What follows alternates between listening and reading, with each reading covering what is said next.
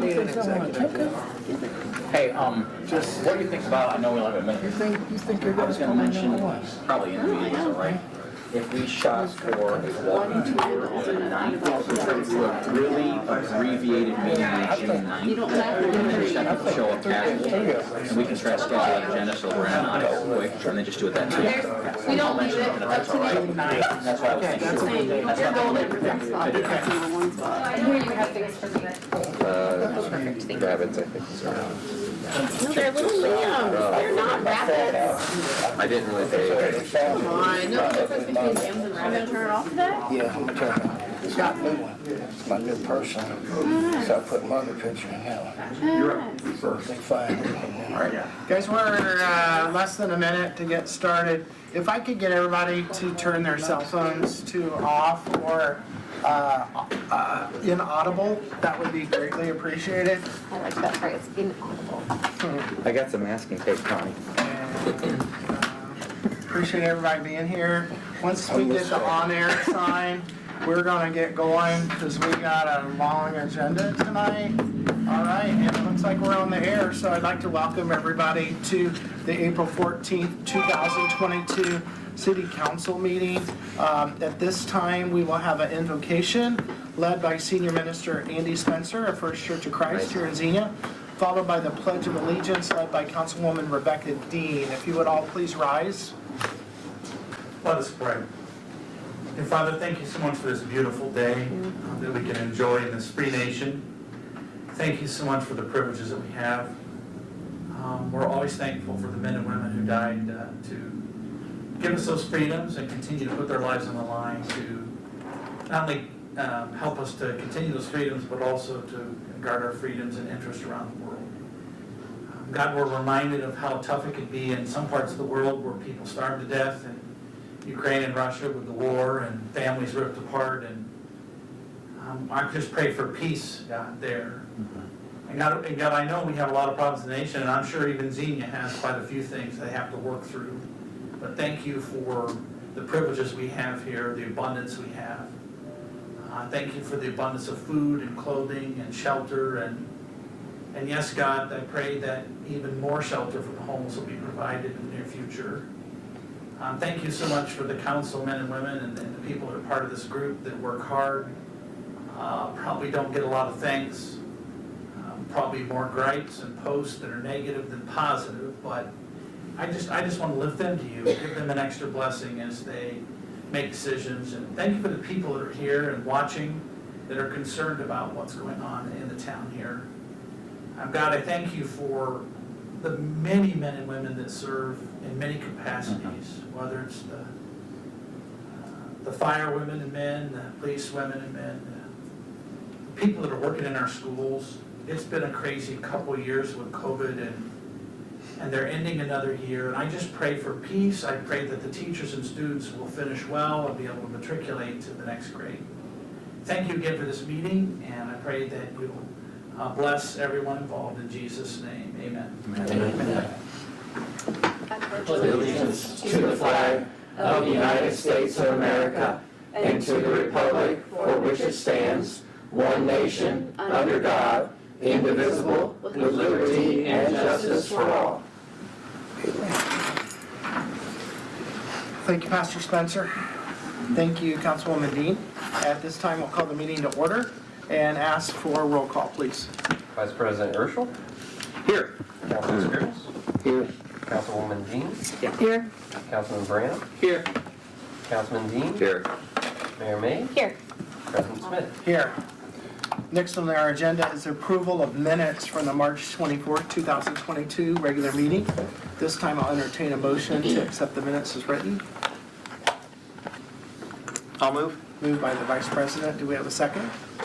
I'll second that. Seconded by Councilwoman Dean. Any corrections, additions, omissions, deletions needed to the minutes? Seeing none, we'll ask for a roll call to accept, please. Vice President Urschel? Aye. Councilman Scrivens? Aye. Councilwoman Dean? Aye. Councilman Branham? Aye. Councilman Dean? Abstain. Mayor May? Aye. President Smith. Aye. Motion carried. Thank you. Next on the agenda is special presentations. We actually have none scheduled for tonight, so we'll move right into audience comments. This is the portion of the meeting where the public is invited to come to the podium, give us your address and name for record, and limit your comments 2 to 3 minutes.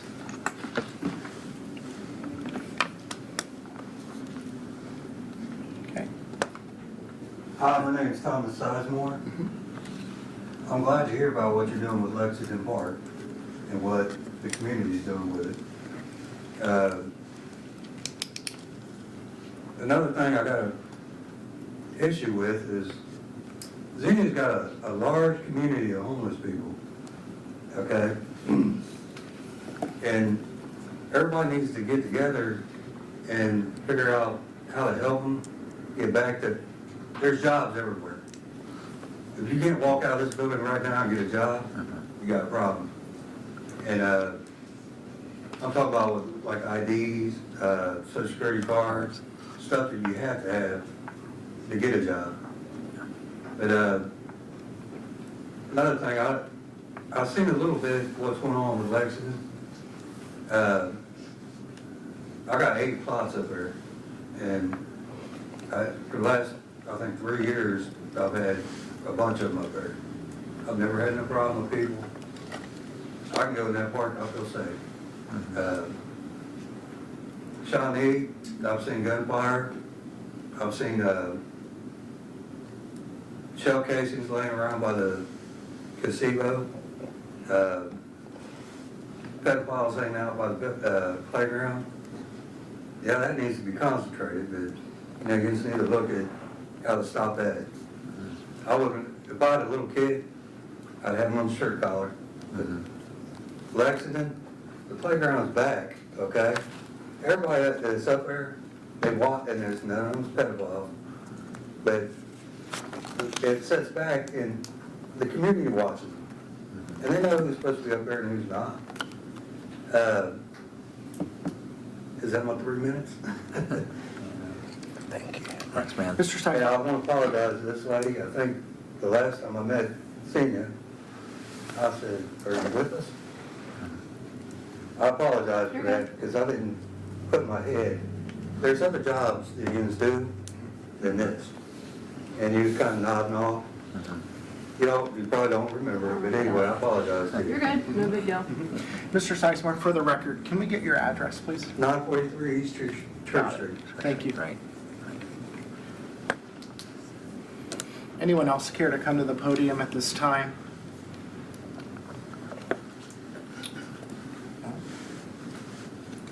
All right, we will move on to old business. Our first item under old business is Ordinance 2022-08, which is the second reading, providing for a special election on amendments to Articles 4, 9, 13.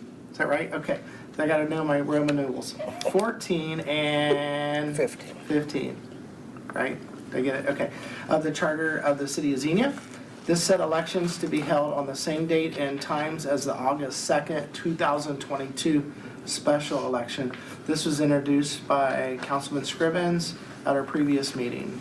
Mr. President, I'd like to move for passage. Thank you. Move for passage by Councilman Scribbins. Do we have a second to that motion? I'll second that. Seconded by the mayor. Any further discussion regarding this ordinance?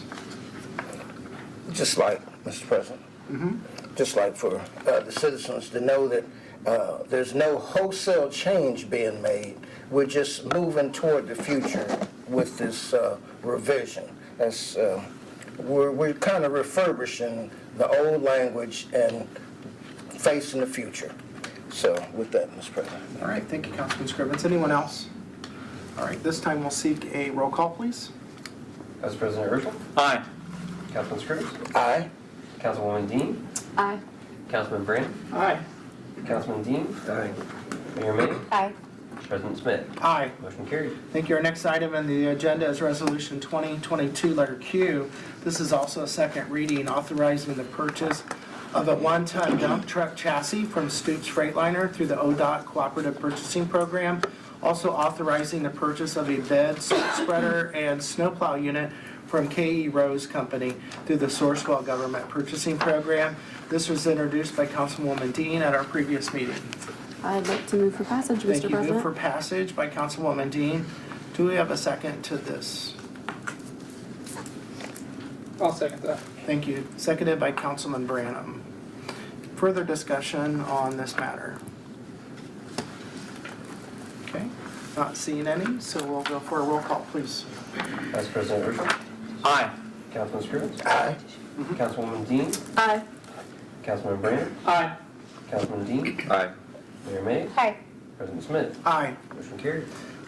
Thank you. Next on our agenda is new business. Our first item is Ordinance 2022-09, titled an introduction. This is repealing section 1440.10, titled Commemorative Building Names of the Zinnia City Code. And this will be discussed by our city manager. Thank you, sir. Thank you. Chapter 1440.10 allows for the commemorative naming of municipal buildings and other public assets. The process, outlined in this code section requires an application necessitating signatures of 500 residents before council can take action to consider commemorative naming. The process is cumbersome. Doesn't really grant council the specific authority to proactively pursue this type of recognition outside of these procedures. Staff's recently entertained discussion from a group of current and former residents interested in naming certain assets at Lexington Park for individuals who have historically had a meaningful impact on youth in those adjoining neighborhoods. We believe that there is local cultural value in pursuing that, but we think there's an easier process than what's articulated in code today. Staff believes really that council should have the discretion by individual residences, or resolutions rather, to make determinations about these types of matters. So we're recommending repealing this with the understanding that moving forward, if there are any community requests, that it would be submitted to the city and brought before council via resolution for consideration. All right, thank you, Mr. City Manager. Any discussion or questions for the city manager regarding this repealing?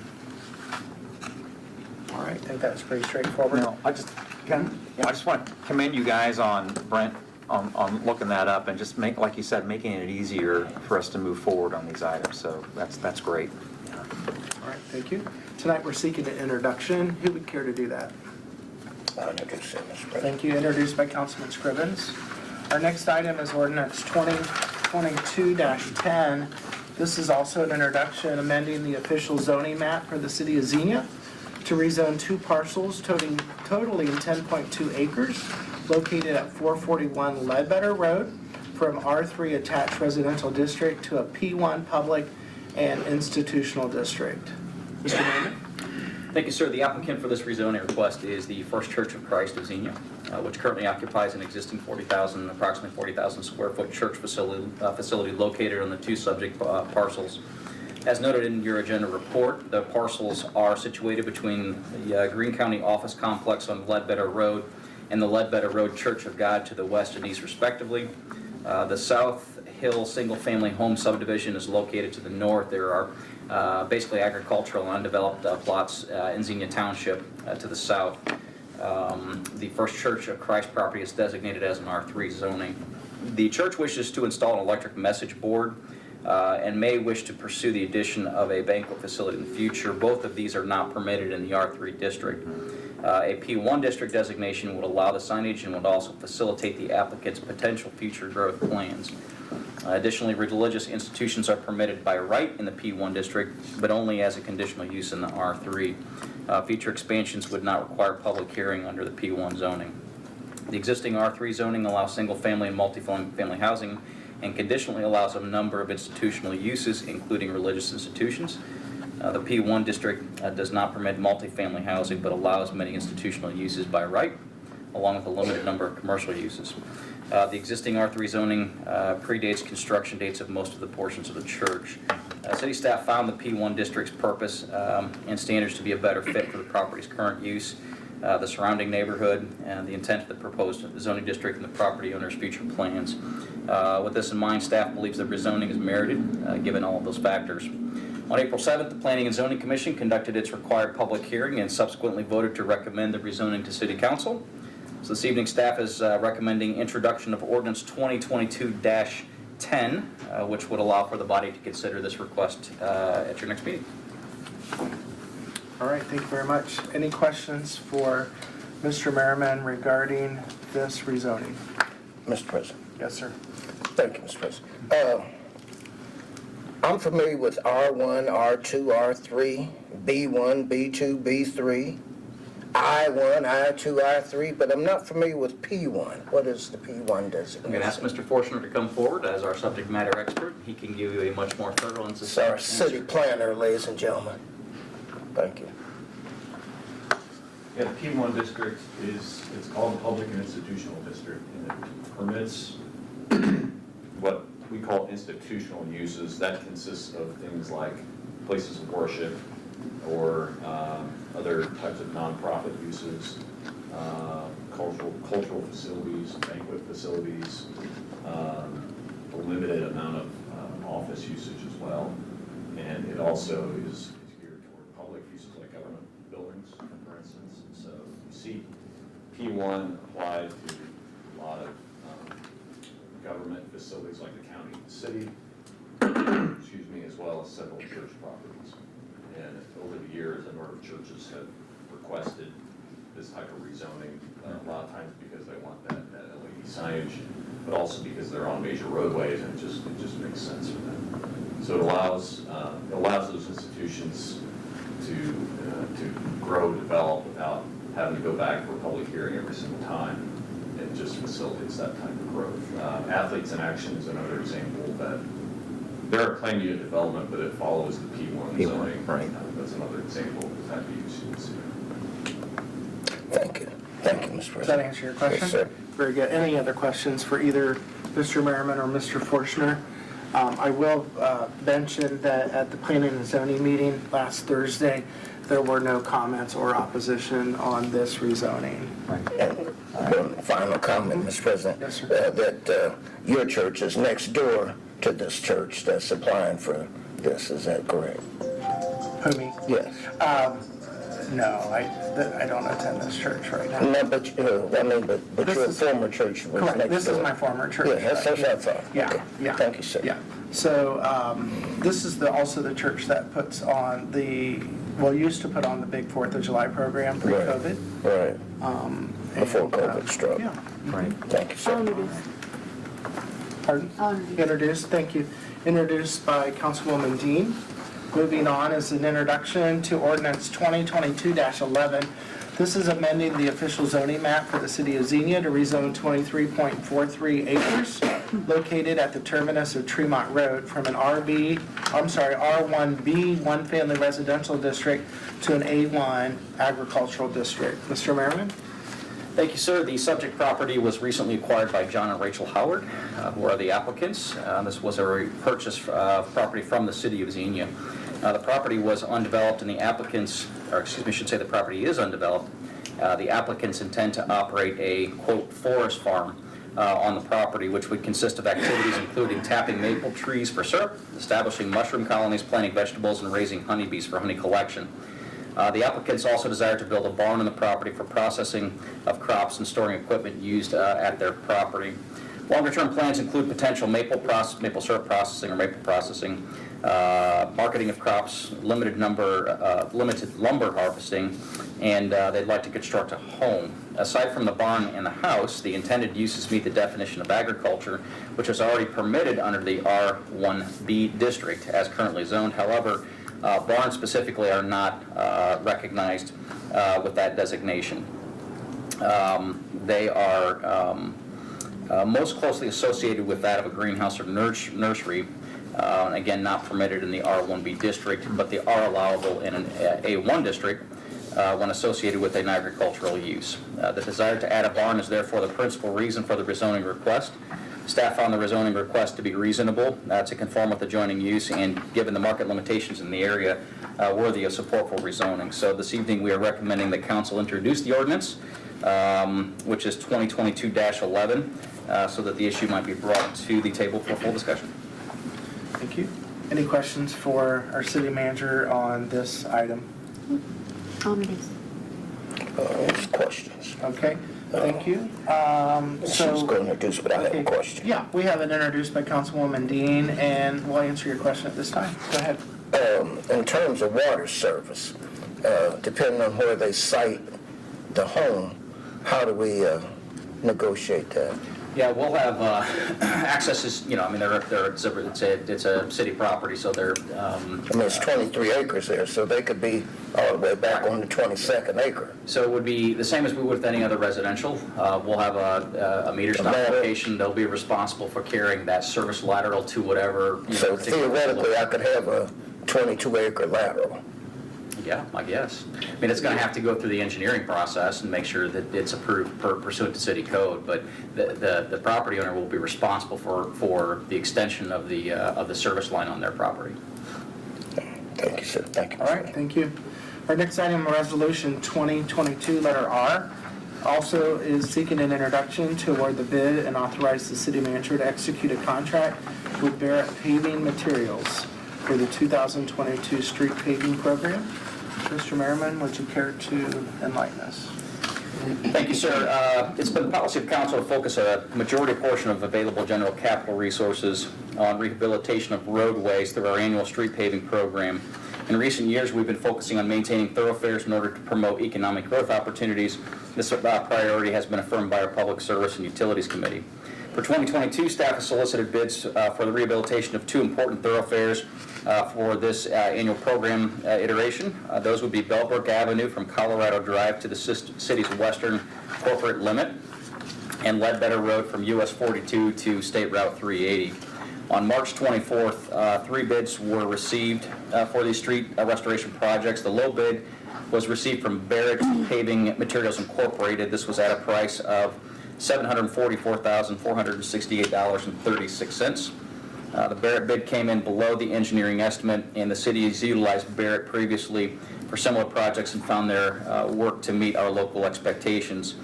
Staff therefore believes that Barrett should be awarded the bid for the 2022 street rehab program in the amount as noted. Staff recommends introduction of Resolution 2022R this evening for consideration and approval at your next meeting. But add also that I provided council with a memo, update memo this evening, detail in there some information on work that we are doing to update some of our data related to our street conditions and strategy on how to address those moving forward. So this will be another interim year till we can come up with a longer term strategy. So I encourage you to read that. If you have questions, let me know. All right, thank you. Questions for Mr. Merriman at this time? Yeah, that's good. Go ahead, you had something. I just wanted to be sure that I'm tracking this. So I think this might be it. Sorry, and I should have asked you this before the meeting. We applied for a grant funding for this project, so we were not awarded. Okay, all right. I just wanted to make sure, because I'm like, going back in my head, I know there's been several different grants with Bellbrook Avenue. Yeah, and we've been successful on some of those, not so much on this one. I think the intent is we want to try to finish that section out. Yeah. So we finish off that road. And Bellbrook will be done, and it's entirely in 2022. Yep. So, All right. 23.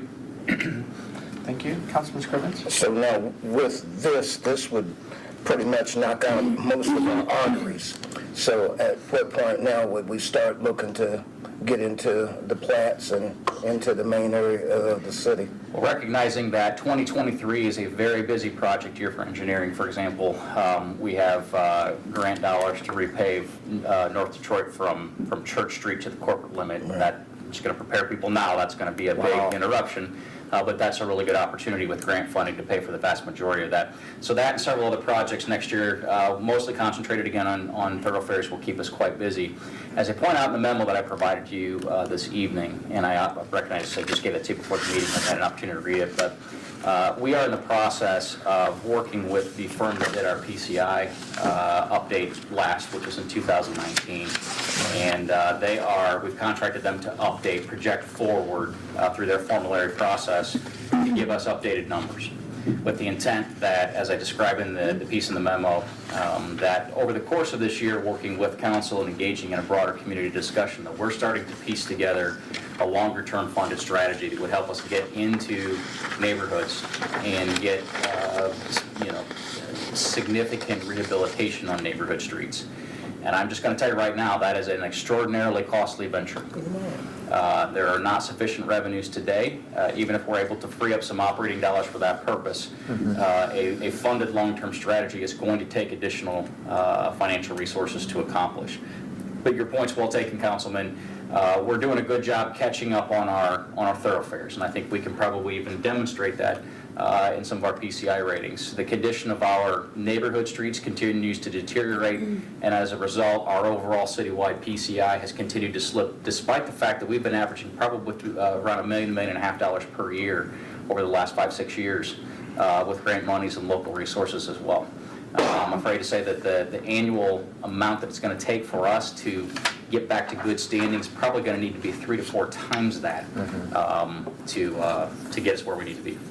Thank you, sir. Thank you, Mr. President. Thank you. All right, at this time I'll seek an introduction, I'll introduce. introduced by the mayor. Our next item is Resolution 2022, letter S. That's also an introduction, authorizing renewal of property and liability insurance through the Public Entities Pool of Ohio for 1 year. And that would be effective May 1st of 2022. Mr. Merriman, would you like to bring us to speed on that? Yes, sir, thank you. The city is required to have liability and property insurance, and we must annually pursue action to authorize those services. This is a housekeeping chore that we bring up about this time every year. We are a vested participant in the Public Entities Pool of Ohio with numerous other local governments across the state and other local jurisdictions. This is for both our property and our general liability coverage, and be reminded that Montgomery Insurance, located locally here, is our broker of record. PEP representatives, along with Montgomery, assistants for Montgomery and our staff, have been working to develop our coverage plan for insurance year 2022-23. That includes updating all and reviewing and updating all of our assets, all of our services, all of our potential areas for liability. We've made appropriate adjustments to the program and believe that we'll be adequately covered. We've been generally satisfied with PEP, and Montgomery does a great job working with us for their part. So this evening we are recommending an introduction of this Resolution 2022-S, which would authorize us to sign this contract for the next year. We don't have a final total yet. We're still working to get that back from PEP. We do believe it would not exceed $300,000. And that would be paid for via a variety of funds given the diverse nature of what we do, so water, sewer, general, police and fire, and so forth. So again, this evening, just seeking introduction to this resolution to authorize us to get that contract executed. Thank you. Any questions for Mr. Merriman? All right, seeing no questions, I'm seeking an introduction. Who would care to do that?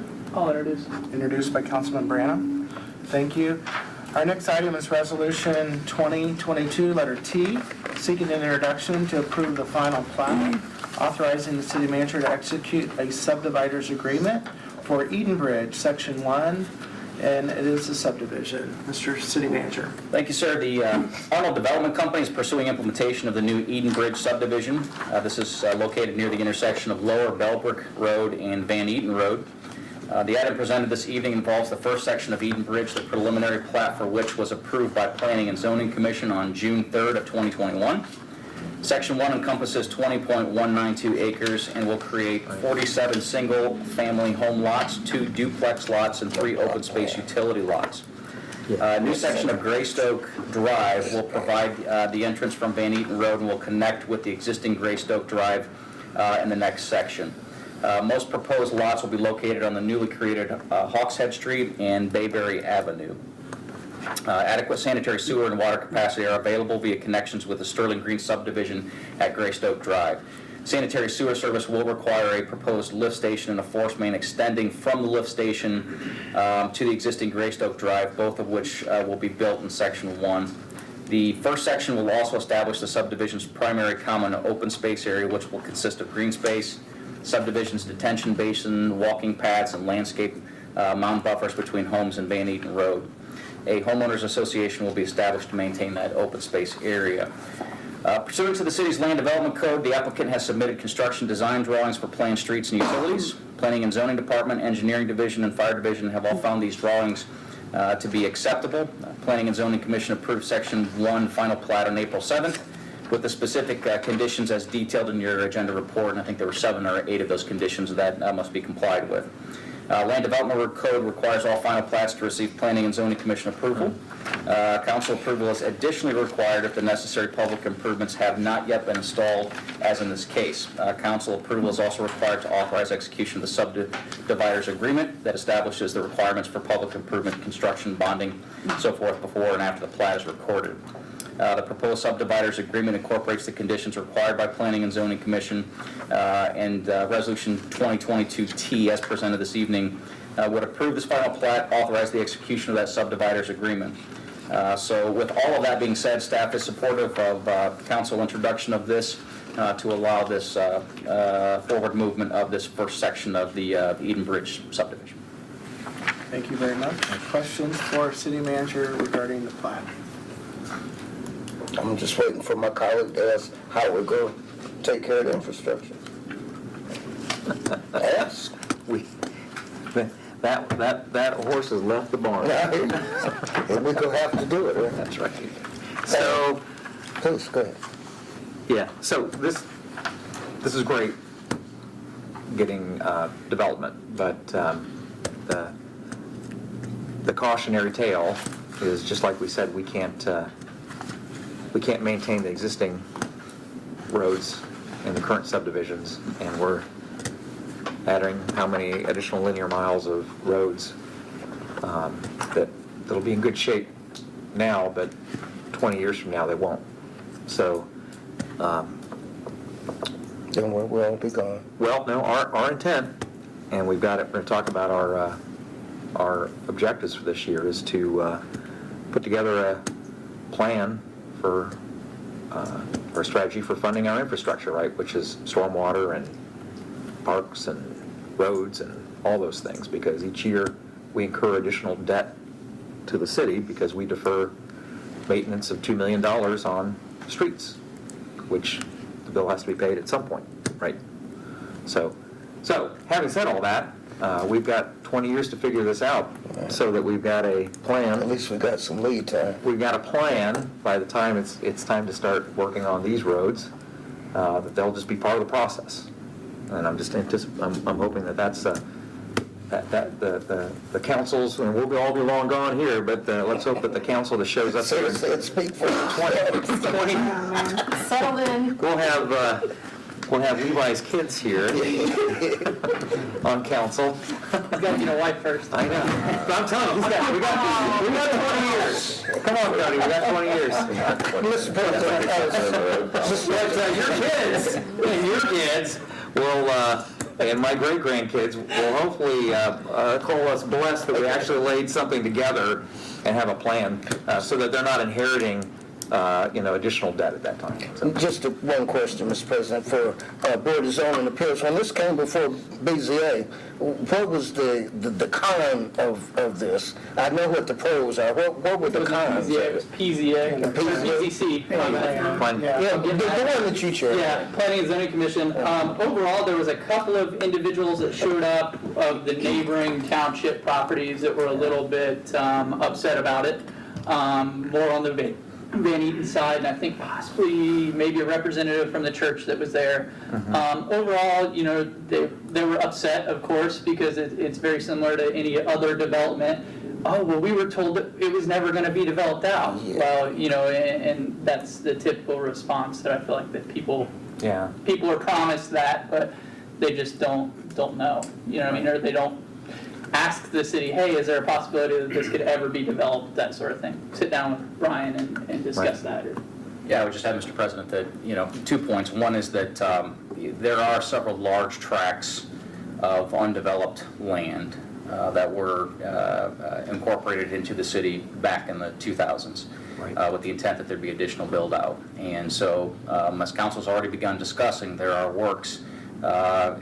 efforts in the works to see some additional build-out in those areas. That's perceived by some to be a bad thing. I think the other point is, it is a good thing that there are folks that want to invest in our community. It's a good thing that there are folks who want to purchase homes and raise a family in our community. But to Councilman Ursul's point, I think it behooves the council and ultimately the city as we enter into this next phase of comprehensive plan comprehensive plan development update, that we are engaging in conversation about smart growth. What's the strategy? What's the expectation for the community? You don't want to be a stagnant community. You don't want to be a receding community. You want to be growing, but growing in a way that's adding overall value. And to your point on infrastructure, additional investment in our community does create a potential for additional tax base. We need to make sure that that tax base is exceeding the amount of additional maintenance costs and service demand. So that's, I think, an important conversation in that X-Plan update that we'll engage in through the end of this year, next year. So I have a question. So has Brian or any city staff, have we had discussion with like Ryan Holmes? I would just kind of wonder with the economic situation that's progressing with inflation, if there's been any slowdown in purchases or building, how they're handling the supply issue. I'll defer to Mr. And then I have a Forstner. second question, and that way you can answer both, is at what percentage of build out do we require the developer to finish the road? I know there's a first level for construction, just curious. So as far as the market goes, I haven't heard anything from builders, developers indicating any kind of slowdown. Ryan Holmes is building their model home in Summer Brook as we speak.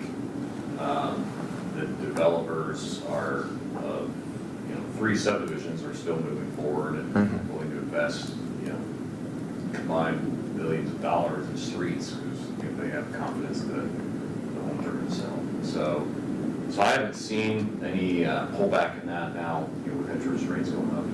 You're right. Don't have a crystal ball. All I know is that the developers seem confident enough to keep moving forward with their projects. And with regard to completion of the streets, that's 70%. That's before you can start to put the final course on. You have to reach 70 before you can put it on. Okay, so when a street is first built in a subdivision, they typically put all the utilities in, curbs, and the base layer of asphalt.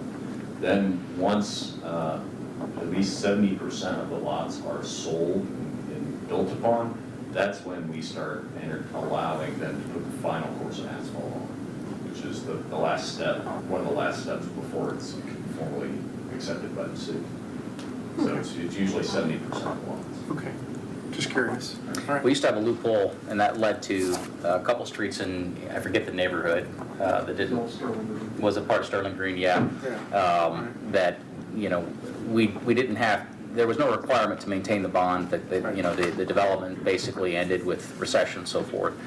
We've made some changes in code that help to fill that gap. So to the extent that, that I suggest or think that maybe you're suggesting here, there should be measures in place that will allow that to be completed as we would require eventually.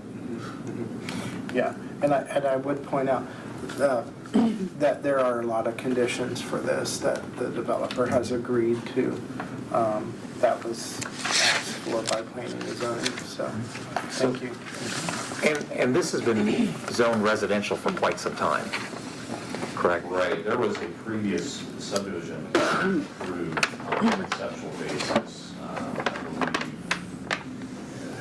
I'm just estimating 15 to 20 years ago. Right. And then more recently, in the last couple of years, you saw a rezoning of the property to basically allow it current. Right. And in fact, what Councilman Brandon was talking about, comments from the community was from that rezoning process. Right. Yeah. So I guess all I'd say is I feel the pain of the folks in the township, but the city's been heading down this path for the last 20 years with not trying to tell anybody we're not. Whoever else they heard that from, they didn't hear that from the city. And property, anybody can buy property and put a conservation easement on it and sell it again.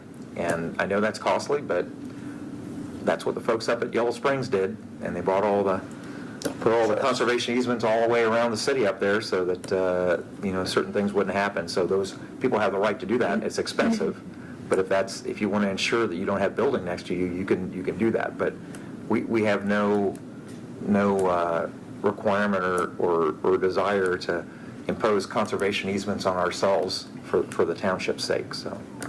I would add too that at least along Van Eaton Road front, there's going to be a pretty sizable Right. setback. So it'll preserve some of that open rural feeling. Any other questions for either Mr. Fortuner or City Manager? At this time, I'll seek an introduction.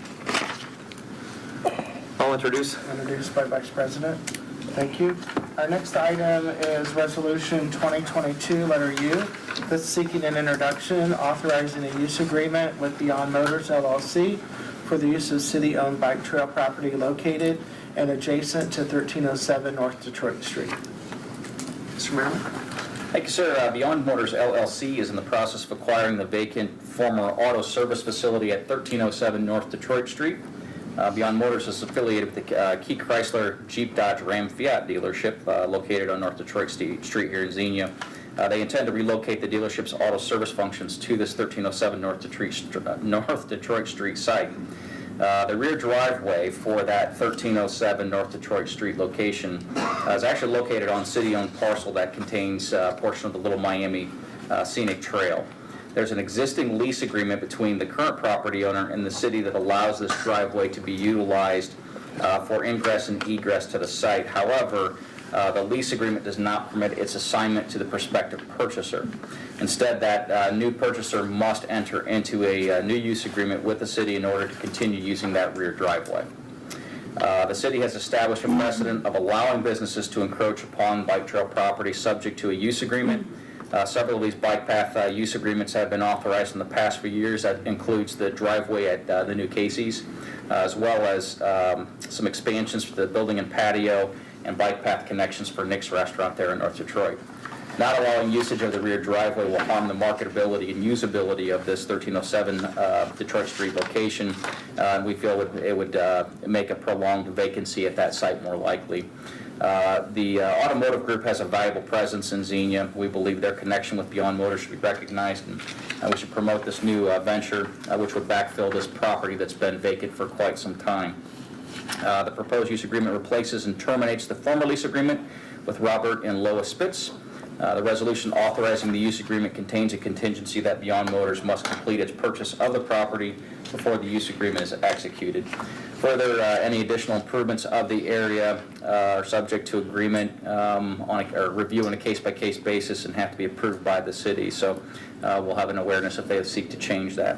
So this evening, staff is recommending Resolution 2022U be introduced to help promote the backfilling of this site. All right, thank you. Questions for Mr. Merriman regarding this adjacent property to the bike path? Questions? No? Would anyone care to introduce? Introduced by Councilwoman Dean. Thank you. Our next item is Resolution 2022, letter V. This is also seeking an introduction, objecting to the renewal by the Ohio Department of Commerce, Division of Liquor Control of permit number 7670240, classes C1 and C2, held by Saffron 6 LLC, doing business as the Easy Stop Food Market at 799 West 2nd Street. Ms. Fisher. Good evening. Every year, liquor licenses in Ohio are only good for 1 year. Anyone that holds a liquor license must renew that license annually. So every year, the city receives notice notifying us of the date that the applications for renewal are due and telling us that we have a certain amount of time to object. This is probably new for a lot of you. The city clerk informed me this is the first one she's seen an objection. But we've got a business in town that's not being a good corporate citizen. The Easy Stop Food Mart at 799 West 2nd Street. In October of last year, there was an administrative citation issued against their liquor license for knowingly selling drug paraphernalia. They were told at that time to get rid of the drug paraphernalia. They added more. On January 22nd of this year, undercover buy was again made for the same behavior. Criminal charges were filed. They are currently pending in the Zinnia Municipal Court. An administrative citation was again issued against their liquor license. I would ask that council pass this resolution. After talks with Brent as Public Safety Director, I believe it's time that we send a message to these types of businesses that are doing this kind of activity, We are not going to tolerate this in Xenia. Knowingly selling drug paraphernalia in our town and contributing to the drug problem is not something we're going to look the other way on. How this process works, if council approves this resolution, it gets sent to the State Liquor Commission. Their liquor permit does not get pulled while the hearing is pending, so they will continue to have their permit. C1 is carry out for beer. C2 is carry out for wine and mixed beverages. We specifically put in the resolution language requesting that the hearing be held here. At that time, I will present evidence of the type of behavior that we've seen there. I will let you know that today, 2 more criminal charges were filed against 2 more businesses in Xenia for the exact same behavior. We just got that today. I will probably be coming back to you on the 28th with emergency resolutions for objections to both those liquor permit licenses as well. I want to get the message out. Yeah. If you are a business in town and you are knowingly selling drug paraphernalia, we're coming after you. We are coming after you. That is not acceptable behavior. So this is an introduction. You would pass this on the 28th. We will then certify that. Also, in this situation, I'm going to get with Rita. I want to look into income tax. I don't think income tax is being properly reported by this business, and we're going to start looking into that as well. All right, thank you. Questions for Ms. Fisher tonight? Mr. President, so all I can say, that is one sketchy store. And it's pretty obvious they're making their money off of the paraphernalia, off of the liquor and tobacco products. So this hopefully There's lottery business too. and the lottery too. Yeah, they're big time on the lottery And the U-Hauls. and the U-Hauls. Yeah, it's the liquor and the lottery that's probably making the most of that. So yeah, I fully endorse us doing this, and there's nothing good going on there, and I would assume we've also had a number of police calls for other issues in the parking lot as well. I did look into the numbers. I put that on the cover memo. It's also in the resolution itself. They began operating there in November 2016. There have been over 200 calls to that location since that time. The numbers are going up. There were 47 calls in 2020, 50 calls in 2021. Right. I've also asked the fire department. They are checking their records as our fire station is right next door. Right. I want to know how many overdoses we've had walk in that have come from this location. So I will make sure we have all the information we need before we have the hearing. Great job. Thank you. Seriously, that's great. All right. So with their liquor license not renewed, are they still able to operate though? They are still able to operate. I will also tell you, and if any council members would like to get on this bandwagon with me, I have reached out to our local representatives at the state. Currently, if you recall, we filed a criminal nuisance abatement on East 2nd Street. Right.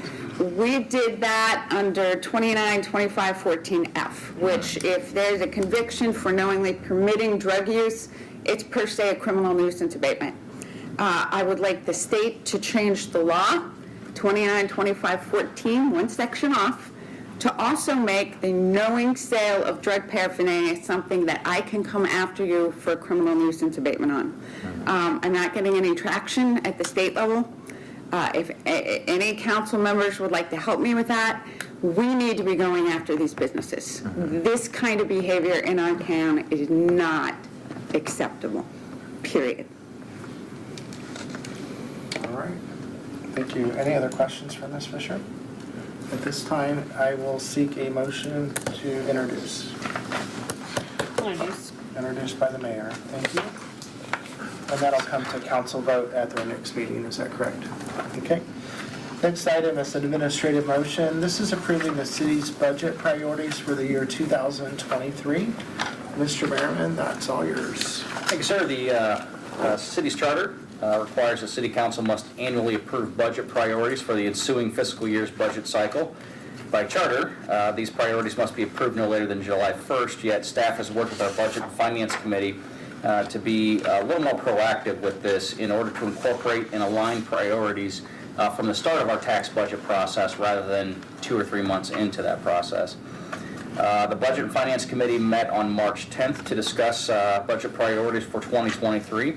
The final detailed list of priorities as endorsed by the committee was included in the agenda report for this item.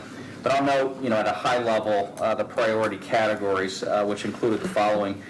Positioning Xenia for economic investment, developing a funded long-term strategy for our city infrastructure, which of course has been mentioned a couple times this evening, retain quality employees, attract new talent, and assess retention, continue to provide quality and efficient municipal services, build a healthier community, and seek strategic solutions for ongoing challenges. And of course, again, in the agenda report, we detail specific items under those different categories. So again, this is just budget priorities to guide our budgeting process to incorporate into our tax budget, and we're seeking an administrative motion for approval of these this evening. All right, thank you. Any questions for Mr. Merriman on city's budget priorities? Any comments in general? All right. Is this recommended by the Budget and Finance Committee, or is this? Yeah. All right, so at this time, we will ask for a motion to approve the 2023 budget priority list. I'll move. Thank you. Moved by the Vice President. Do we have a second? I'll second as President. And ask for any further discussion. And at this time, I'll ask for a roll call, please. Vice President Urschel. Aye. Councilman Scrivens. Aye. Councilwoman Dean. Aye. Councilman Branham. Aye. Councilman Dean. Aye. Mayor May. Aye. President Smith. Aye. Motion carried.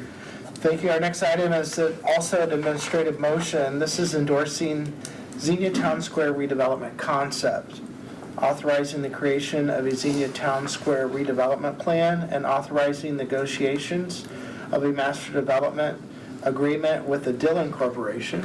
And this will be explained by Mr. Merriman. Thank you. Thank you, sir. Staff is recommending that council take action on an administrative motion this evening to endorse the Town Square redevelopment concept and authorize the creation of the formal redevelopment plan and to negotiate the master development agreement with Dillon LLC. Over the past year, city leaders with folks from the Dillon Corporation have worked closely with community stakeholders and business owners to develop a concept for the redevelopment of the Town Square site. The Town Square concept articulates a vision for a catalytic revitalization of this critical 15.5-acre city-owned property in the heart of our historic downtown. And it will serve as the foundation for the development of the formal redevelopment plan, of which certain elements are underway. As recently discussed in detail at a council work session on the topic, the Town Square redevelopment concept includes, among other things, the following components.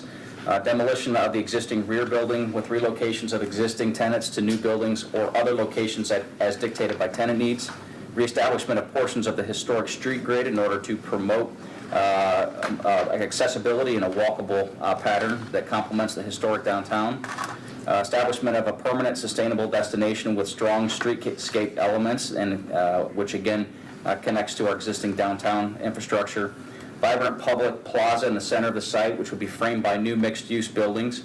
The plaza would become a center for event programming that supports and engages the residents as well as businesses of the redevelopment in the district. Upper story apartments on the north side of the proposed public space. For sale and or for rent townhomes on the south side of Church Street. Modification to West Church Street to allow on-street parking, safer pedestrian crossings, and lower traffic speeds. Strong merchandising focused around restaurant uses with small shops mixed in between, and a pleasant streetscape environment. And the south building that currently exists in the town square would be maintained with a redesigned facade and a cut-in to allow additional access for parking. Market study research, many hours of public engagement, and detailed planning efforts have demonstrated the value and viability of the concept. This work now culminates in the need to endorse the approach and establish direction for staff to develop formal action steps in order to pursue the implementation of the redevelopment. With that, staff is recommending approval of administrative motion endorsing the concept and directing these additional action steps so that we can enter into a more formal conversation with the Dillon Group as our preferred development partner. All right, thank you. Questions for Mr. Merriman regarding Xenia Town Square? All right, thank you for that report. This time I'll ask for a motion to endorse the concept and authorize negotiation with Dillon Corporation. So moved. Moved by the mayor. Do we have a second? I'll second it. Seconded by Councilman Dean. Any other discussion? This time I'll seek a roll call, please.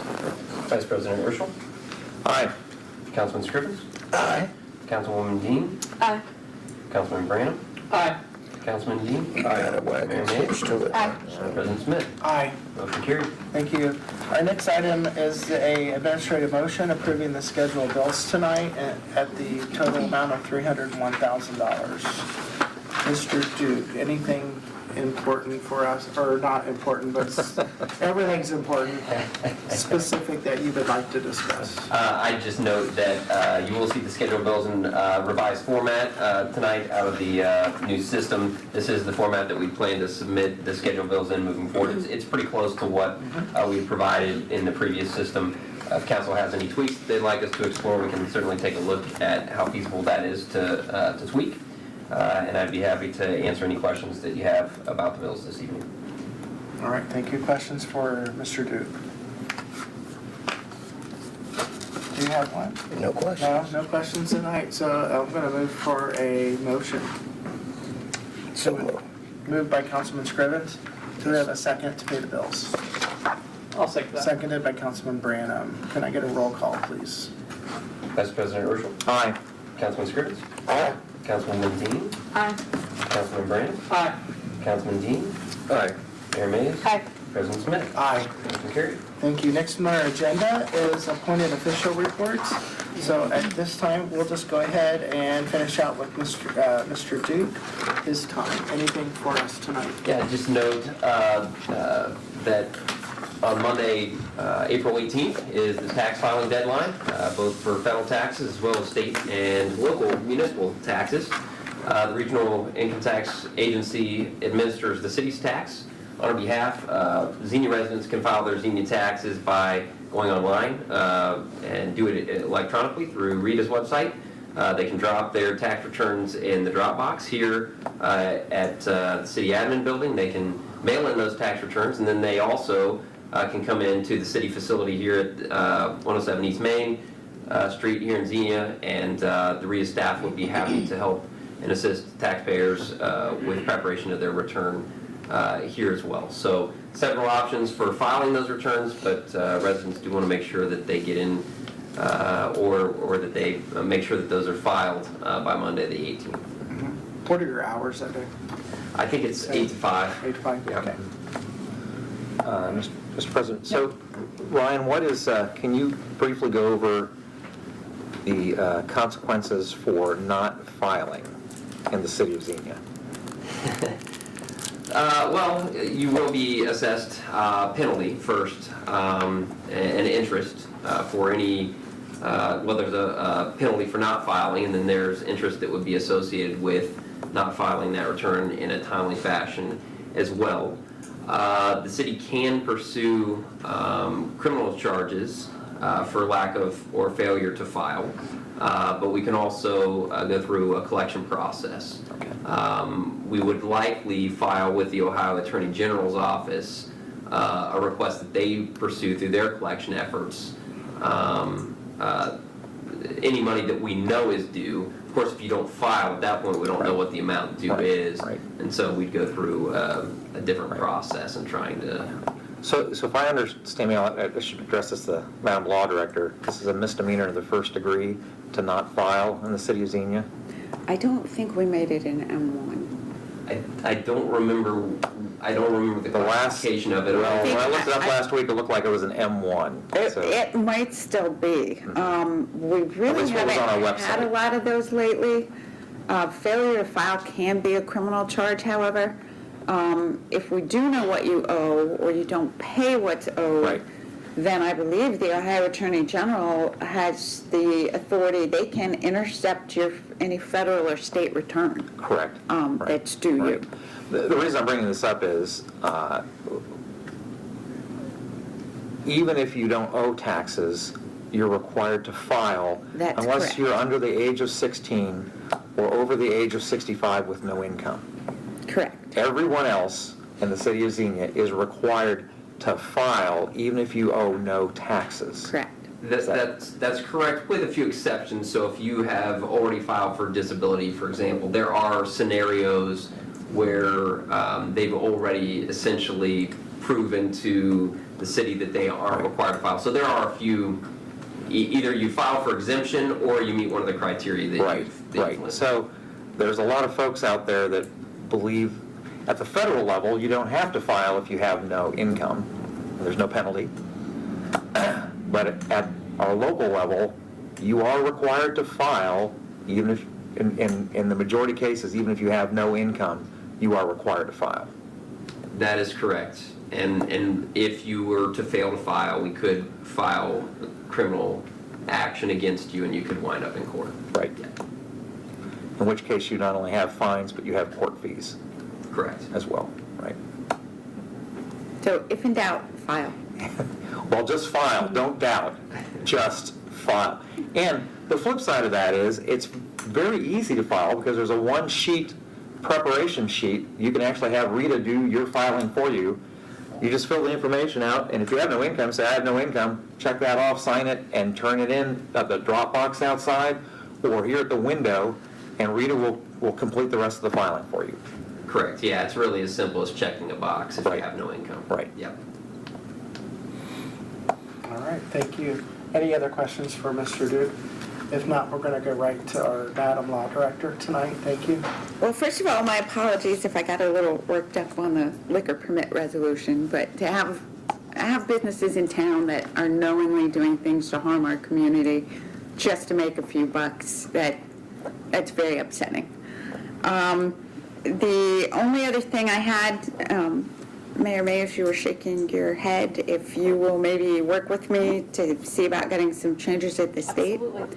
And then Mayor Mays, Councilman Scrivens, and Councilwoman Dean, I will be getting with you either tomorrow or early next week.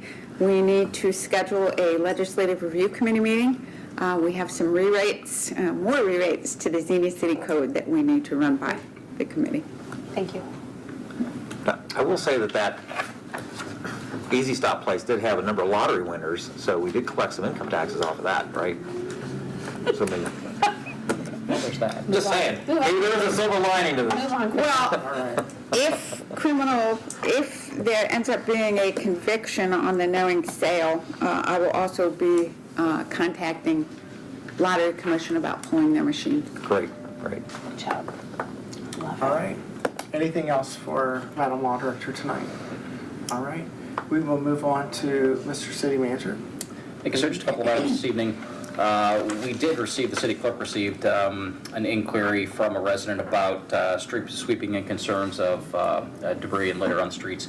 We actually, I believe, either last week or this week, just brought our cleaners back out for the season. So we've actively begun engaging that. We do go citywide. We do multiple stops in key areas like downtown, but we will go citywide several times per year. So folks should expect in the coming weeks to begin seeing our street sweepers out, and we'll get back into that seasonal activity. Second, we want to remind folks that the first annual Spring Fling, the seasonal event hosted by the City of Xenia, will be next Saturday. That's the 23rd from noon to 5 p.m. Right downtown here. We encourage folks to come out and participate. This will be sort of First Fridays-esque with a few changes, very family-focused. So we encourage folks to come out and participate in that event. I also want to remind council that our first scheduled neighborhood night out for this year was set for May 3rd. We realized that we had inadvertently scheduled that the same day as the election, and as a result, we have rescheduled that to May 10th. So I encourage you to come out for that first event, which I believe is Spring Hill Park. And we will have lots of partners. We had our organizational meeting this week. Charles Young Home, Xenia Community Schools, lots of county service partners, very robust presence there for the first neighborhood night out this year, which will be, again, May 10th. Finally, would make the request of council after talking with the council president today. We have annually hosted a walking tour with council where we've taken an opportunity to go out and be in the community, address some unique issues and go on site to see some of those conditions. I'd like to shoot for a schedule after talking with the council president of June 9th. That is a regular session meeting night. We can work on our end, hopefully, to try to abbreviate the agenda that night. I would suggest perhaps if we could even start a little early that night, and then dress casually, that we might go out then with provided transportation and spend a couple hours that evening. We thought that'd be convenient, fits well with staff schedules, and hopefully we'll have good weather for that. So if there are no objections to that, if it's amenable to the council president, we'd like to plan for that. Thank you. Do you need a motion for that? No, I think as long as you're good with that, I think we can plan accordingly. All right, thank you. All right, anyone have anything else for Mr. Merriman tonight? All right, thank you. Next is reports of boards, commissions, and committees. Our first item is Board for Recreation, Arts, and Cultural Activities. That was scheduled to meet on April 5th. That is chaired by Mayor Mays. Thank you. I was actually out of town that day, so I asked Will Urschel, who is my alternate, to sit in for me. Doppelganger. I wouldn't go that far. Alternate. So I'll let you report about. Great. Yes, so we met as BRCA, and the major item was the Easter egg hunt. It's coming up this Saturday, community Easter egg hunt, and weather looks like it's going to hold. Yes, it is. This year we're going to have a special, there's going to be egg hunts for multiple age groups, and those will be staged sequentially so that you can, if you're a parent, you can get from one area to the next with your kids. We're going to have an area for kids that have some disabilities, and it'll be you can go in as parents with them, and it'll be a much slower type of hunt, so they won't be your kids won't be run over by other kids and stuff, and then also we're going to have tell everybody about the egg drop. Sure. So Home Church on Home Avenue has done the helicopter egg drop for the last couple of years. It's become so successful that they've actually run out of space in their parking lot. So they said, we'd love to partner with the city and the community egg hunt and make that available at Shawnee Park. So registration for all of the basket giveaways, the raffles, will start at 10, but at 10:30, there's going to be a helicopter that comes in for a designated area and drops several hundred eggs just for that, just at 10:30, and then the kids will have a chance to go do that. And then the other egg hunts will be at 11 after that. 11, great. And then as our usual festivities after the egg hunts are over, which only take a couple of minutes, if you don't think your kids can pick up their rooms, you need to send them to the egg hunt because they can pick everything up. But then we're going to go into the pavilion, and we'll have the raffling of the Easter baskets. And just want to encourage all the families to stick around. We usually have upwards of around 100. 50? I'll say 50. Easter baskets donated. And if anyone would like to contribute Easter baskets, you can drop them off here at the city offices or at Emmanuel Baptist Church as well. So you can donate those as businesses or individuals. And let me tell you, every kid stays around to get a chance to win one of those Easter baskets until the very last basket is delivered. So. And we have grand prizes of bikes this year, donated by Walmart, thanks to the efforts of Nancy McPeak and Shane Barker. Yeah, great. A couple other items. We are going to have the fishing derby that's going to get reinstated this year, and some more information coming out about that in the June time frame. We had some discussion with our school representative, who's also the chair of the school board, and about having additional involvement in future activities with the high school bands, high school choirs, sports teams, and those kind of things. And so they also discussed this at the school board meeting as well Monday night. So I'm looking forward to us actually being able to close up some of that partnership with the school there. We also went over Hometown Christmas, and as everybody remembers, we had a great turnout last year. And probably the biggest problem was kids having access to Santa Claus in the Santa Claus house. So a little bit of discussion about maybe extending the hours at Santa Claus house and having some additional entertainment at some of the other locations where folks are waiting in line for other items. But the good thing is we've already picked the date, or the city's already picked the date for that, and a lot of times we wait until the fall, but we know what that is, so that ought to help folks to start scheduling those activities early on. So that's going to be the the first Friday in December. Yep. Yep. So those are the major items we went over. Thanks for sitting. I appreciate it. So question for the mayor. What time, for those that are watching, so they know, what's the best time to bring your children to Shawnee Park on Saturday? Because I know a lot of people come around, they think it's at 10, and they get there as early as 9, and it just seems like they have to wait for 2 hours. Sure. So what time do you want I them think there? coming at 10 is a great time because we are not going to be ready for anything until 10 o'clock. So starting around 10 o'clock, you can come and you can get your child registered for a raffle ticket. I know Liberty Worship Center is providing popcorn and drinks. I believe a couple other churches and ministries will be set up doing some different activities. The Easter Bunny will be there at 10 o'clock, and you can take pictures with the Easter Bunny for free. So from that 10 to 10:30 is a great window to come and do all those things.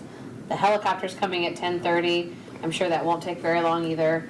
And then you'll have a few more minutes to, if you didn't get a chance to get that picture done, get that done, and then the egg hunt at 11. Yeah. So there's nothing really to do before 10, Right.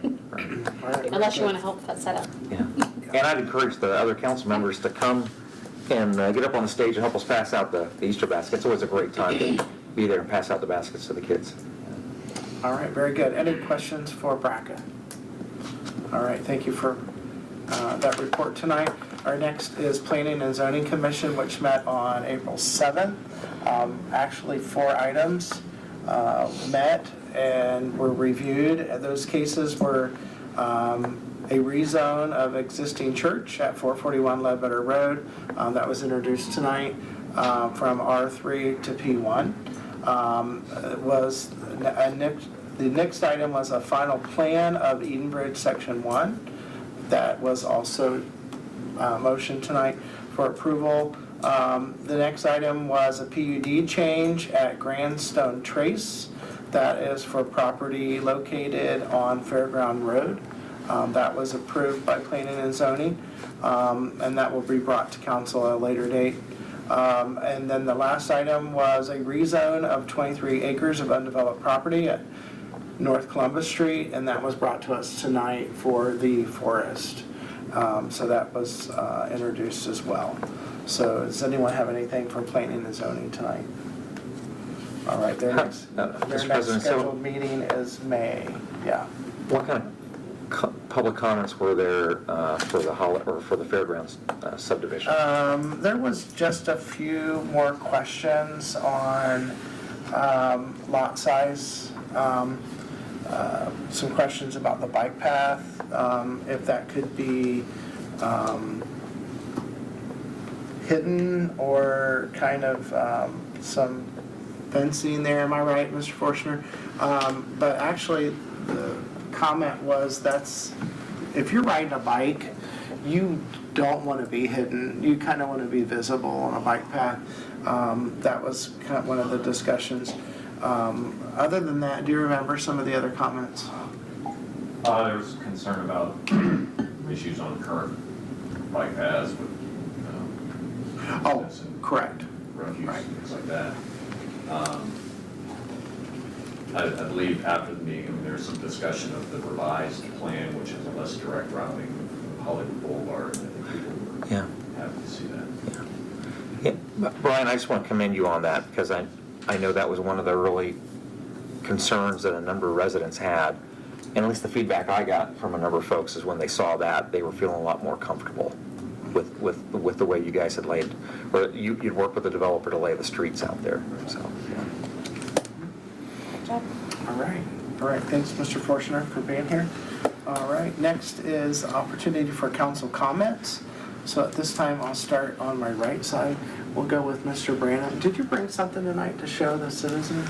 No, it was just an Easter basket to drop off for Saturday. One of our council members donating a basket, thank you. I just want to say thank you to Greene County Parks and Trails. My son got to experience, I think, what would be his first Easter egg hunt, that they did a little pop-up event at their building there at Progress in Dayton, Xenia.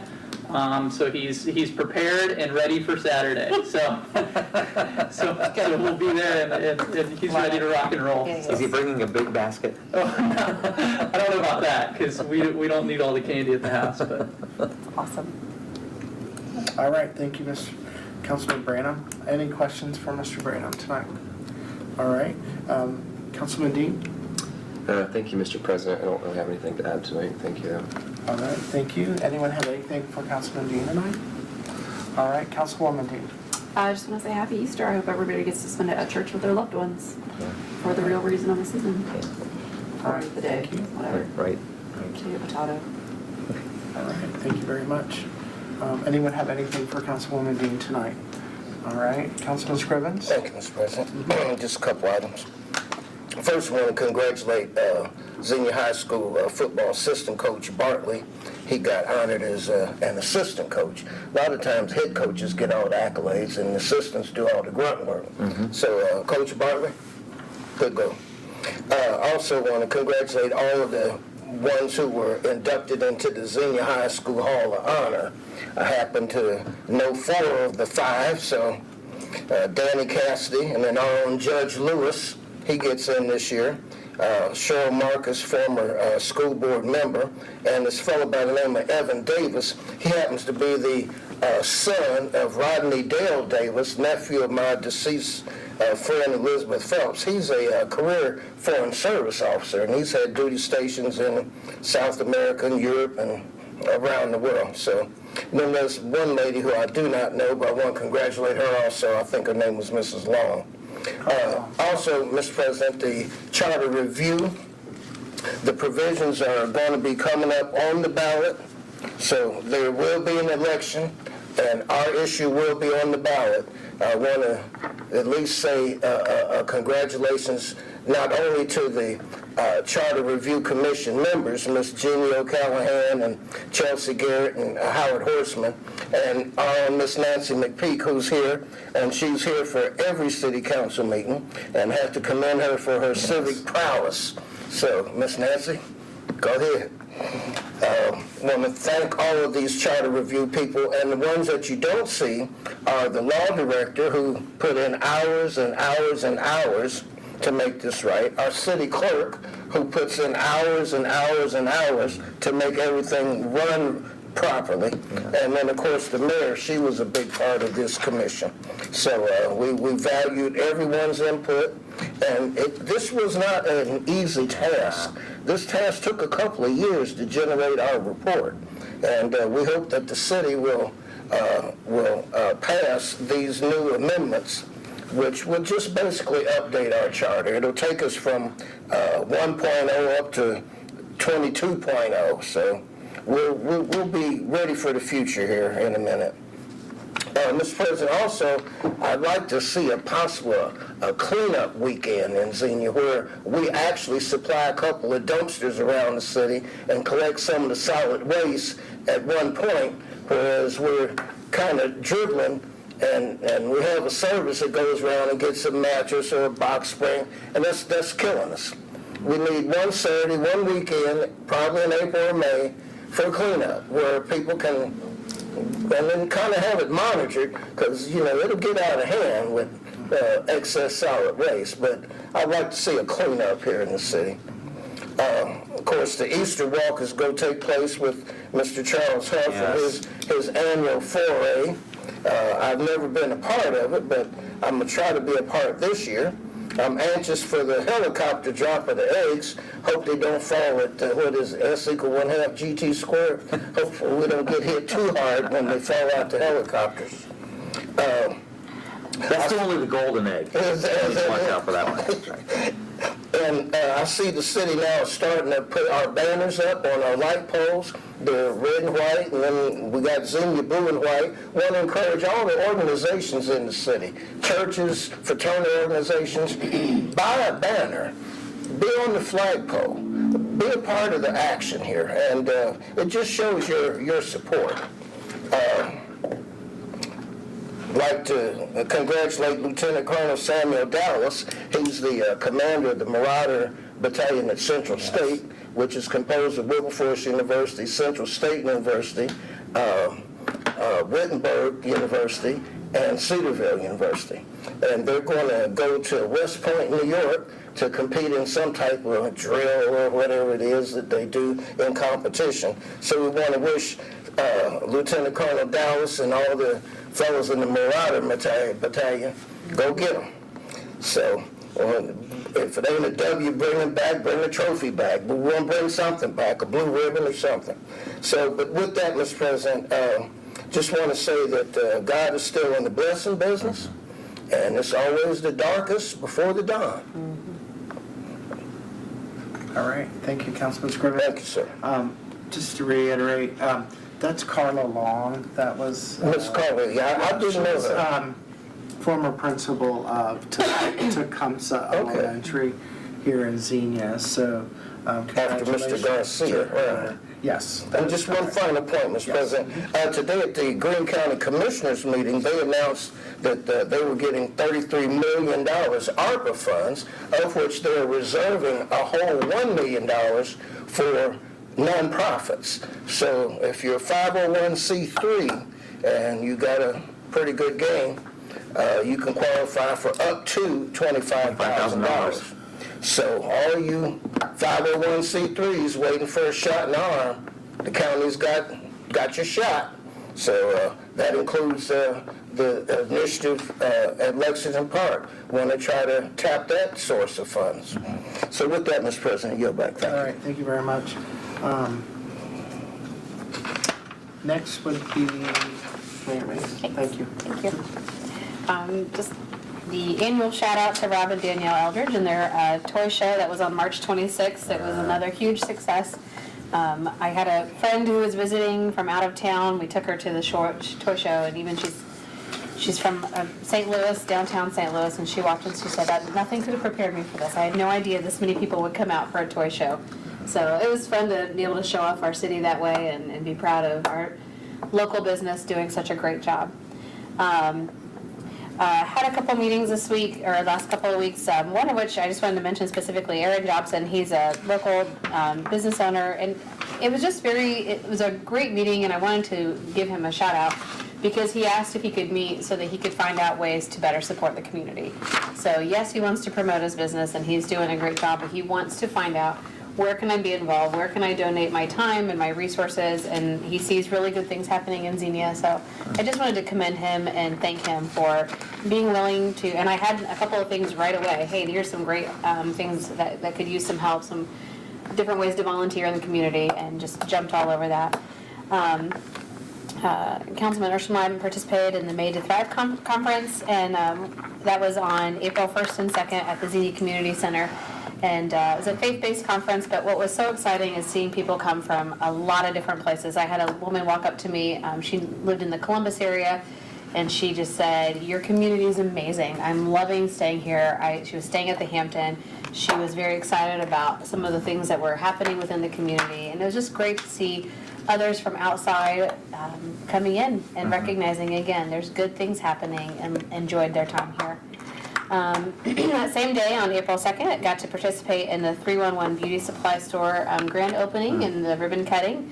And congratulations to what they're doing out there. 3 different businesses right there doing a great job with the beauty supply and the barber and the hair salon.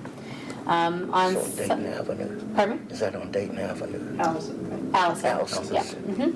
On April 3rd, the Zinnia Marathon, I had a chance to, I did not participate by running. Let me just clarify that right now. I just got to blow the horn to start everything. That's my way of cheering people on. But great to see a crowd coming back out for that. A smaller crowd than years past just because they had to take some time off for COVID, but they're building that back up, and it was, congrats to those runners because it was a miserable, miserable morning. It was cold and windy and gross, and they were out there doing it. It was the Boston Marathon qualifier, too. There you go. April 5th through 7th, had an opportunity with the city manager and Steve Brodsky to participate in the DDC fly-in and be in Washington, D.C. for a few days and advocate for our community. Had a chance to talk one-on-one with at least one of our senators and do some other connecting with some of the leadership of Kettering Health and get a really good feel of some of the things that are happening there. So very thankful to be able to participate in that, and it was a really good time. We've already mentioned the egg hunt. On the 8th, I wanted to congratulate the swearing in of Judge Macmi, and having him as our new judge for Zinnia Municipal Court, and very excited to have him here. Had a chance to meet with him a couple weeks ago, and just really pleased with his outlook for Xenia. He's excited to be here. I think it's going to be a really good thing. I know we mentioned the spring fling, but I also wanted to mention that morning that is considered opening day for the trail system. So I'll be out at the bike hub early in the morning, just greeting people as they come out on the trails, and just wanted to remind people that that's going to be taking an uptick. One last thing, I got an email today from a woman. Her name's Lynn Carroll, and I have asked Michelle to please attach the whole email as something. You asked? That's it, as an exhibit to our minutes. And I'd be happy to forward this on to the rest of the council. She works with Matthew 25 Ministries out of Cincinnati, but she lives here in Xenia.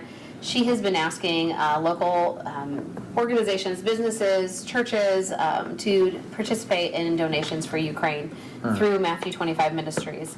Her email, it's so encouraging. She just went through a list of different people. Emerge, DeCoach, they both participated.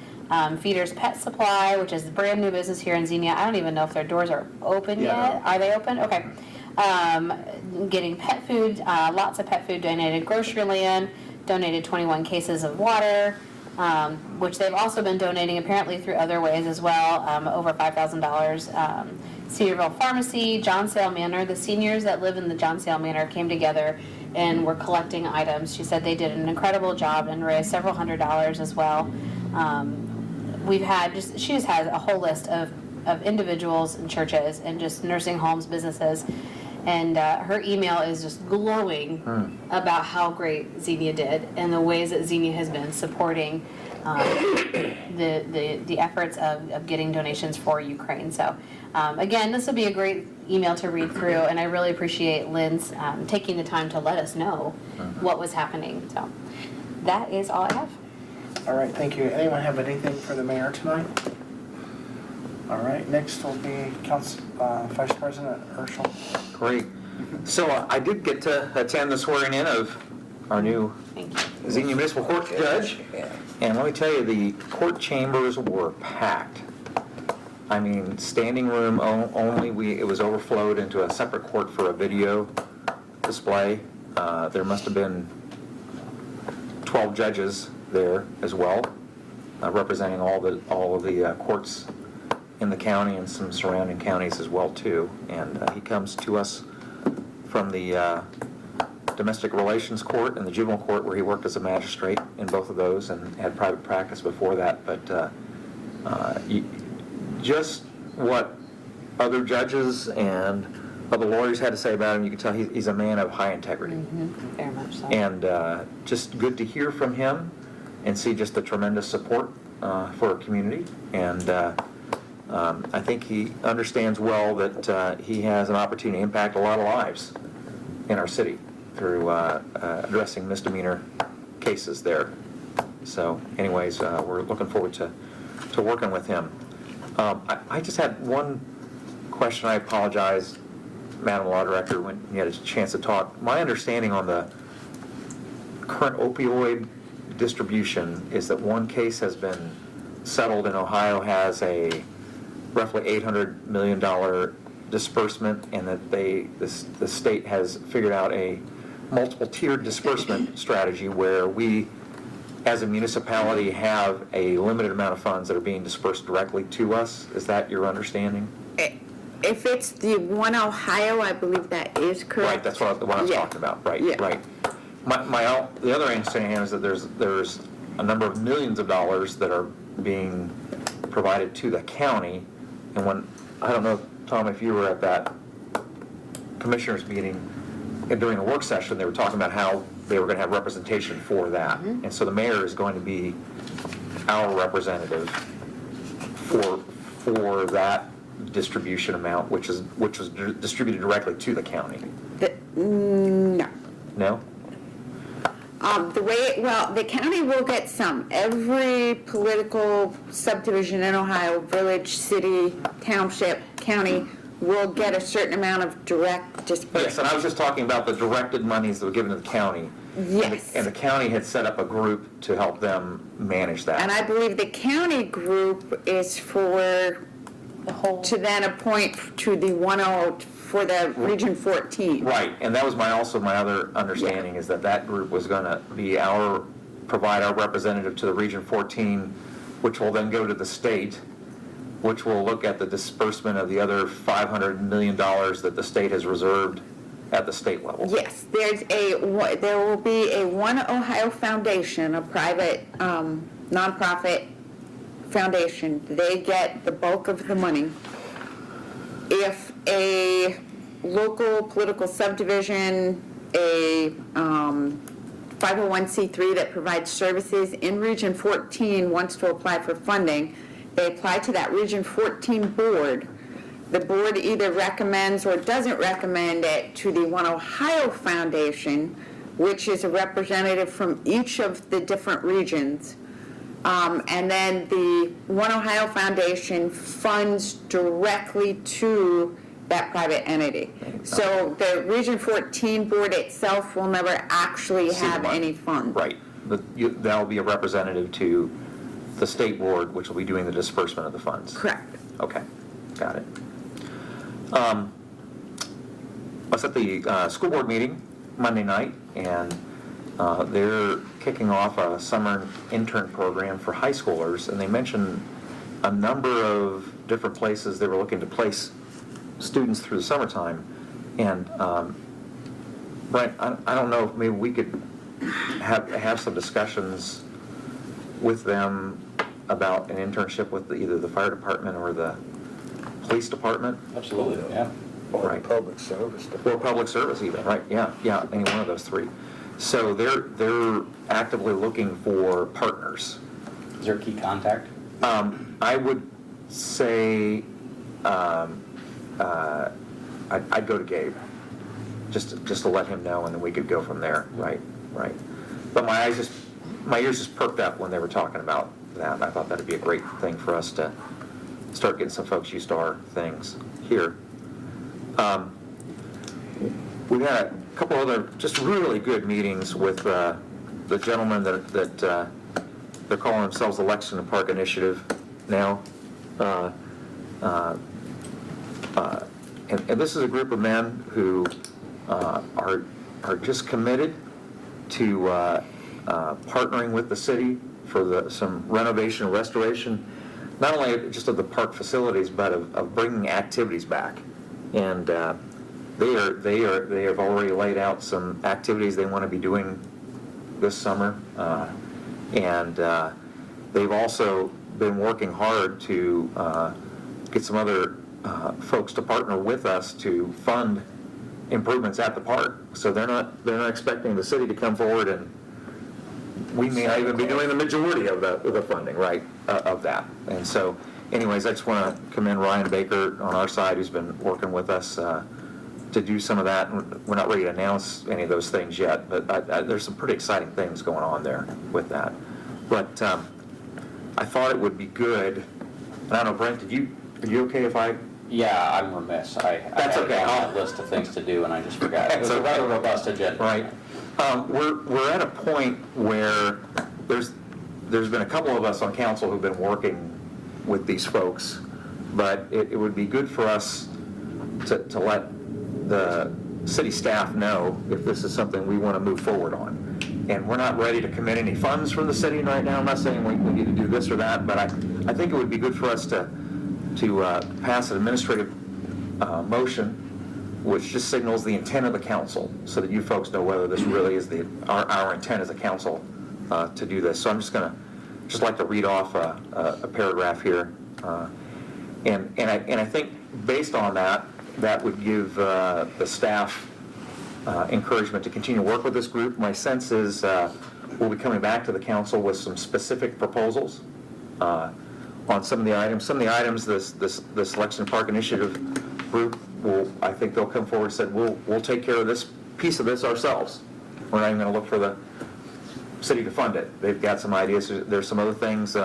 specifically the basketball court, they've got, if this pans out, we're going to have a significant investment by a third party in the basketball courts out there, so we won't even have to be funding the majority of that. And that may be a premier basketball environment, not only for Xenia, but for the county.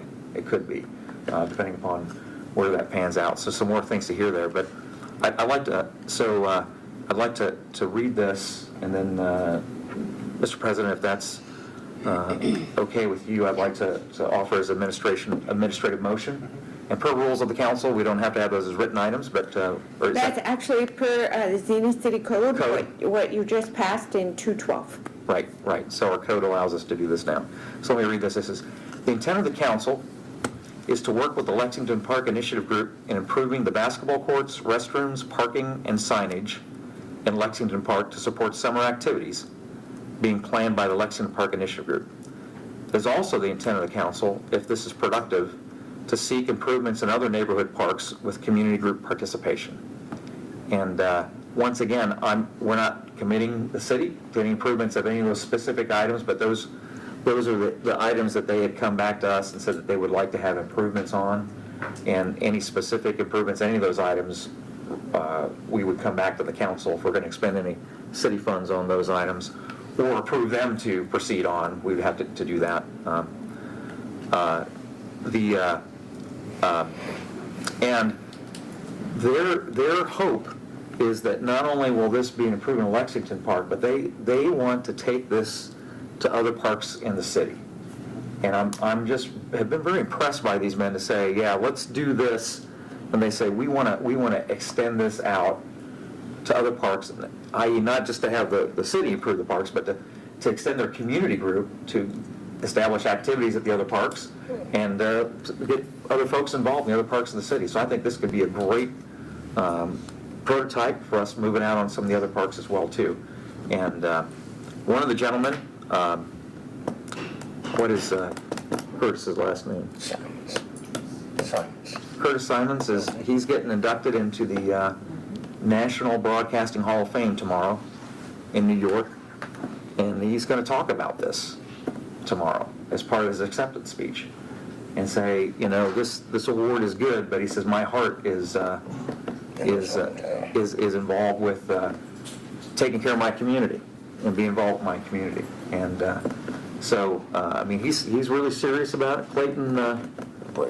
Clayton Brady, one of our coaches here in the Xenia Public Schools, has got a whole set of skills activities lined up. He's going to be out there 5 days a week teaching kids skills, and he has a nonprofit already set up to do that, and he's ready to go. He says, you give me a court, and I'll be out there teaching skills every day to kids.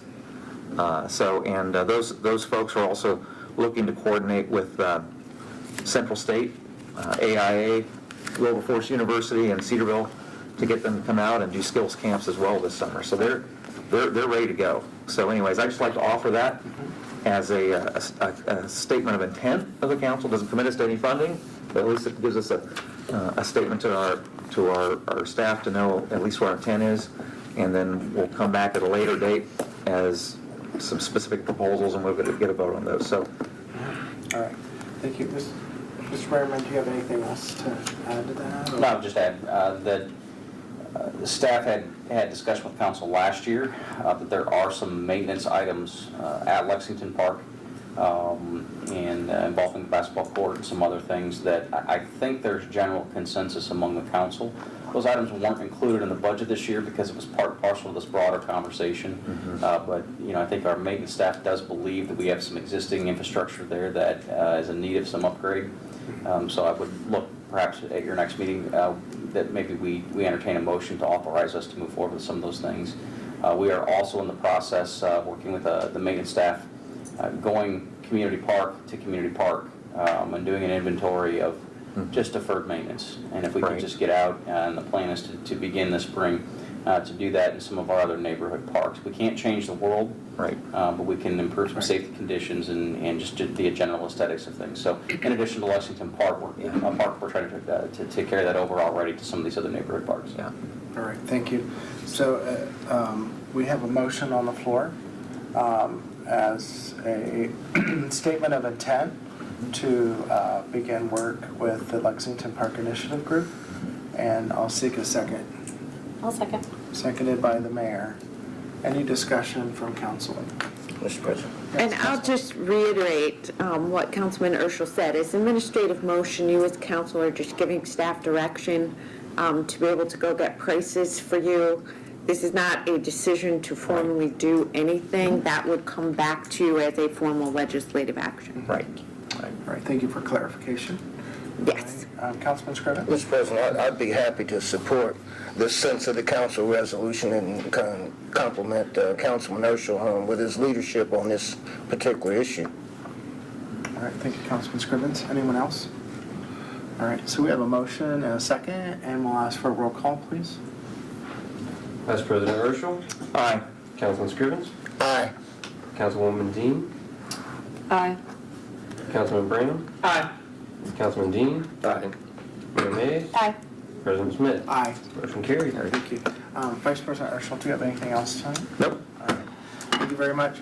I would like to welcome Feeders Pet Supply, located next to Rural King, and welcome them to the Zinnia community. They have additional stores in the area. I know there's one in Fairborn, so welcome to Zinnia.